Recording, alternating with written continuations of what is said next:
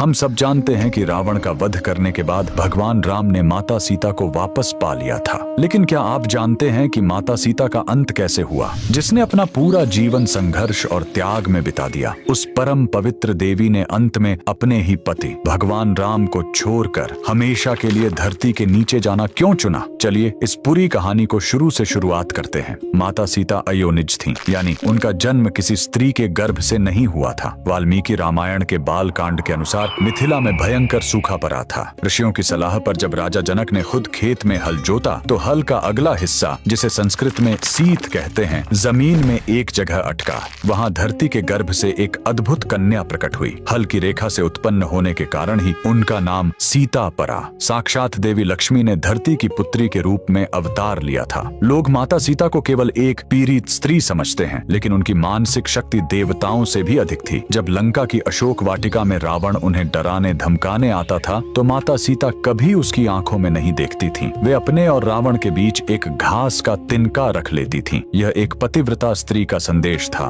कि हे रावण, मेरे लिए तेरी औकात इस सूखे तिनके से अधिक नहीं है। रावण अपनी पूरी शक्तियों के बाद भी माता सीता को छू तक नहीं पाया, क्योंकि उनका सतीत्व एक दहकती हुई आग के समान था। वाल्मीकि रामायण के उत्तर कांड का वह सबसे भावुक पल, जब लवकुश ने पूरी रामायण गाकर सुना दी, तब श्री राम ने समाज के संशय को हमेशा के लिए मिटाने के लिए सीता जी से एक अंतिम बार अपनी पवित्रता सिद्ध करने को कहा। लेकिन इस बार माता सीता ने सिर्फ अग्नि परीक्षा नहीं दी, उन्होंने परीक्षा शेष होते ही हाथ जोड़े और पूरी सृष्टि को हिला देने वाली शपथ ली।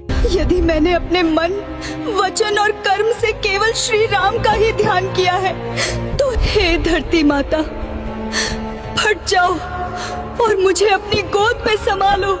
इतना कहते ही राज दरबार की जमीन दो हिस्सों में फट गई। एक दिव्य और स्वर्ण सिंहासन पर बैठी स्वयं भूमि देवी प्रकट हुई। उन्होंने अपनी पुत्री सीता को दोनों बाहों में भर लिया। भगवान राम रोते रहे, पुकारते रहे, लेकिन माता सीता हमेशा के लिए अपनी माँ की गोद में विलीन हो गईं। अगर आज वाल्मीकि रामायण के इस सत्य ने आपकी आंखों में भी नमी ला दी है, तो कमेंट्स में पूरे सम्मान के साथ जय माता सीता जरूर लिखें।